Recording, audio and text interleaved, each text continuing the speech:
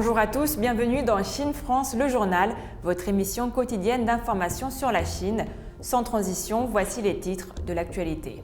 La première dame de Chine, Peng Liyuan, a envoyé un message aux élèves de l'école Liefenried Ribon à l'occasion de la journée mondiale de la lutte contre le sida.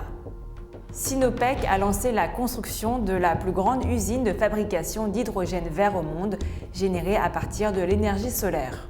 Le Kuwaito investira plus de 50 milliards de yuans dans de nouvelles infrastructures au cours des 3 prochaines années.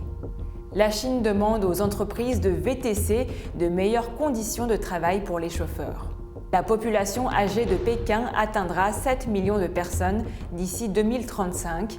La ville entrera dans la phase avancée du vieillissement de la société.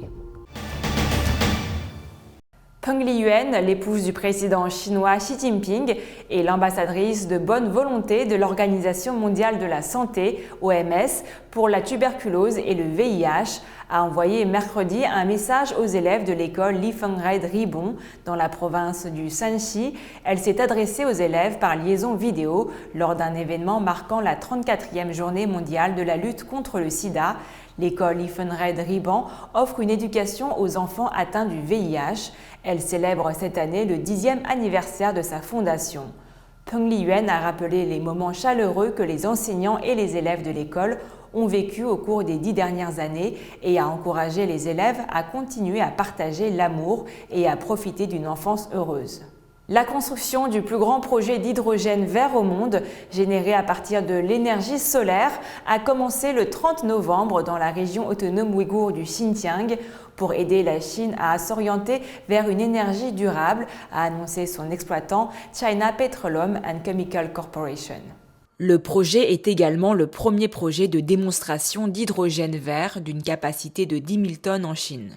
Bénéficiant d'un investissement total d'environ 3 milliards de yuans, soit 470 millions de dollars, il devrait produire 20 000 tonnes d'hydrogène vert par an après sa mise en service en 2023.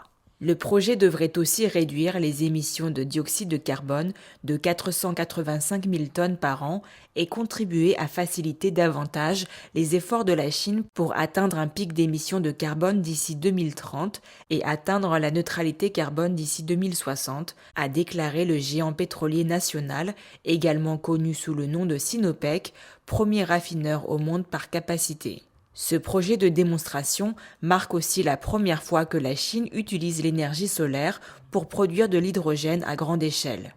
Selon Sinopec, il comprend la production, le transport et la transformation d'énergie photovoltaïque, ainsi que la production, le stockage et le transport d'hydrogène. Le projet disposera également d'une centrale photovoltaïque de 300 MW capable de produire 618 millions de kWh d'électricité chaque année. L'hydrogène vert sera fourni à une filiale de Sinopec et remplacera le projet actuel de production d'hydrogène généré à partir de gaz naturel et de combustibles fossiles, a indiqué la société.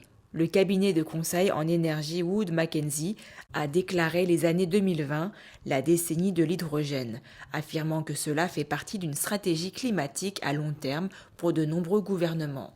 Ma Yong-shun, président de Sinopec, a de son côté souligné que l'hydrogène est l'une des énergies propres qui a le plus grand potentiel de développement et la société investira davantage dans l'hydrogène tout en développant d'autres nouvelles activités énergétiques au cours du 14e plan quinquennal allant jusqu'à 2025. La société prévoit d'investir 30 milliards de yuans au cours de cette période dans des entreprises liées à l'hydrogène, notamment des stations de ravitaillement en hydrogène et la construction d'installations de stockage d'hydrogène. Elle prévoit également de construire 1000 stations de ravitaillement en hydrogène, 5000 stations de recharge et d'échange de batteries et 7000 installations de production d'électricité photovoltaïque distribuées au cours de la période. La province du Kuwaito, centre important de mégadonnées en Chine, a annoncé mardi qu'elle investirait plus de 50 milliards de yuans, soit environ 7,9 milliards de dollars dans de nouvelles infrastructures au cours des 3 prochaines années.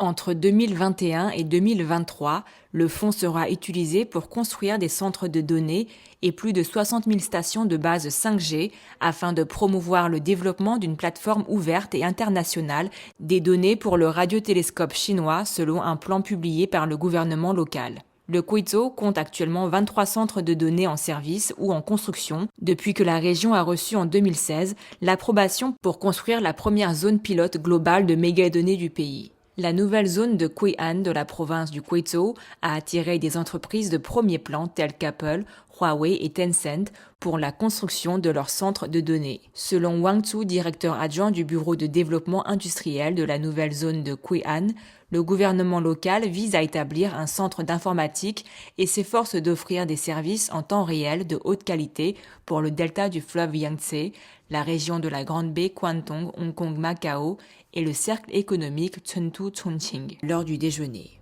Selon un plan de développement publié le 26 novembre, la population âgée de Pékin devrait atteindre environ 7 millions de personnes d'ici 2035, faisant passer l'âge moyen de la ville à un niveau significativement élevé.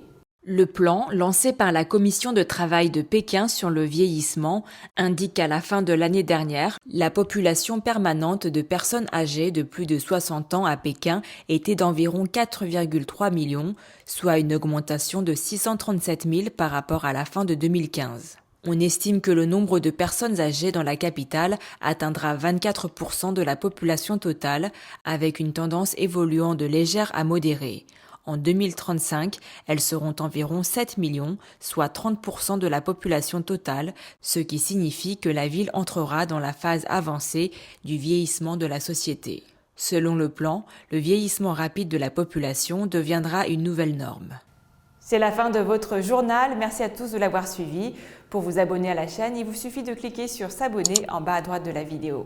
Très belle journée et très belle soirée à tous.